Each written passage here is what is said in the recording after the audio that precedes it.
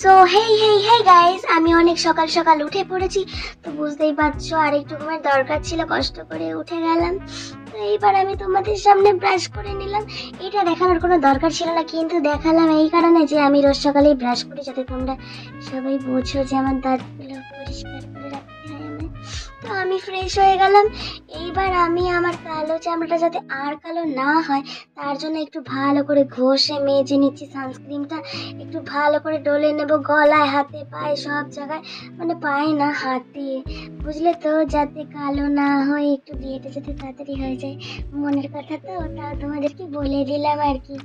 এবার ঠোঁটটাও একটু ঘষে নিচ্ছি, নইলে না ভালো লাগছিল না মুখটা দেখতে, বুঝতেই তো পারছো। তো মাথাটা আঁচড়ে নিচ্ছি ভালো মেয়ের মতো। এবার স্কুলে যাওয়ার জন্য আমি রেডি হয়ে যাচ্ছি। আমি এখন স্কুল ড্রেস পরে নিয়েছি। তো তোমরা বুঝতে পারছো যে এটা কোন স্কুলের ড্রেস।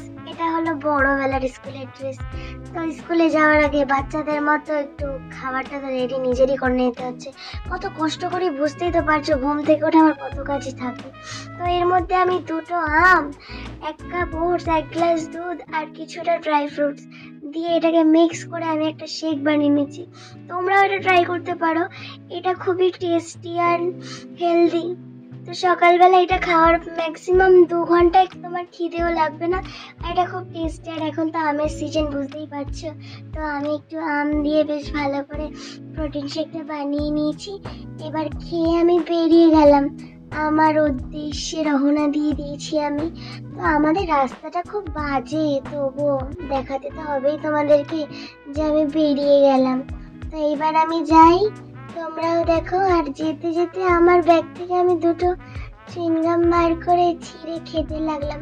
এবার চিবাতে চিবাতে এক রাউন্ড মেরে আমি চলে গেলাম আমার জায়গায়। তো আমি চলে এসেছি। এই এক ম্যাডাম যে আমার আগে চলে এসেছে, তাই আমার ফিঙ্গারপ্রিন্ট আর দিতে হলো না। নিজেকে কেমন একটা ভিআইপি ভিআইপি ফিল হলো যে আমার জন্য কেউ দরজা খুলে দিল। এই তো দেখো, আয়না দেখলে যেটা ইচ্ছা করে আর কি।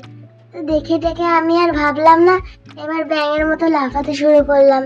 তো বুঝতেই পারছো তো যে আমাদের স্কুলে পিটি করানো চলছে আর কি, ছোটবেলায় যেভাবে আমরা পিটি করতাম। তো এইবার আমি তোমাদেরকে একটা কথা বলছি।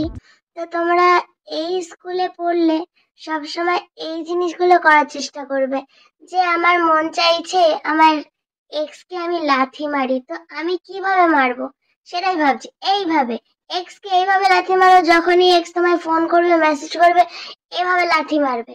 একদম সোজা ভাবে লাথি, এদিকেও ভাববে না ওদিকেও ভাববে না, ডিরেক্ট। তো এটাই ছিল হলো পিটি করার। আর এই যে কলপাম করার চেষ্টা করছিলাম, করতে করতে আর কিছু দেখানোর হলো না।